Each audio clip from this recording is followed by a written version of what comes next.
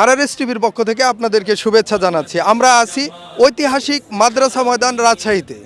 আগামীকাল অনুষ্ঠিত হতে যাচ্ছে বাংলাদেশ জামাত ইসলামীর কাঙ্ক্ষিত কর্মী সম্মেলন।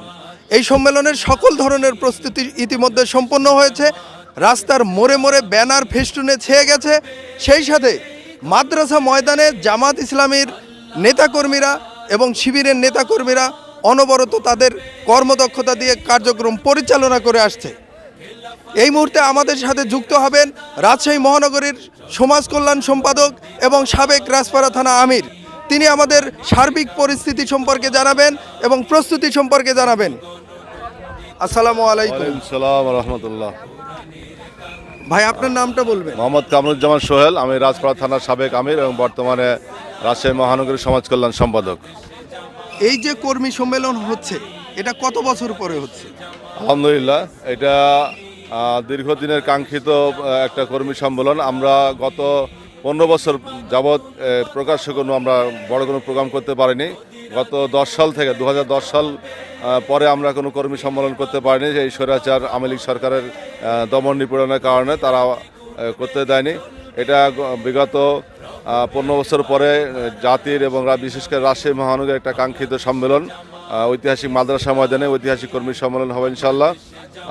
গত 5ই আগস্ট যে বিপ্লব হয়, এই বিপ্লবের কারণেই এটা করতে পারছি। আলহামদুলিল্লাহ, আল্লাহর কাছে শুকরিয়া জানাই। এই বিপ্লবের কারণে স্বৈরাচারের পতন হয়েছে এবং আমরা এখন স্বাধীনভাবে কথা বলতে পারছি, স্বাধীনভাবে চলাফেরা করতে পারছি এবং স্বাধীনভাবে মুখ খুলে আমাদের মত প্রকাশ করতে পারছি।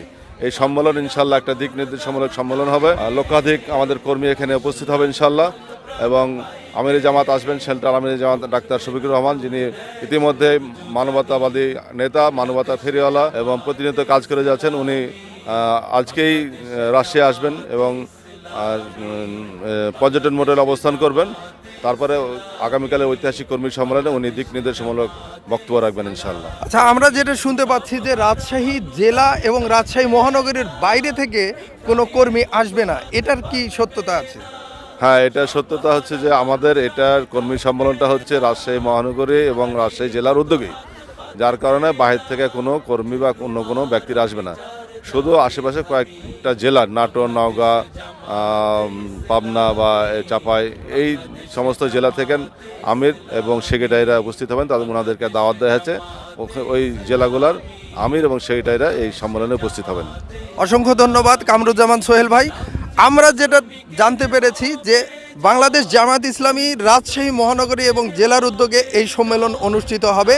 আর এই সম্মেলনে শুধুমাত্র রাজশাহী মহানগরী এবং জেলার যারা নেতৃবৃন্দ আছে এবং সদস্য, কর্মী, রোকন যারা আছে, তারাই মূলত এই সমাবেশটাকে মুখরিত করে রাখবে।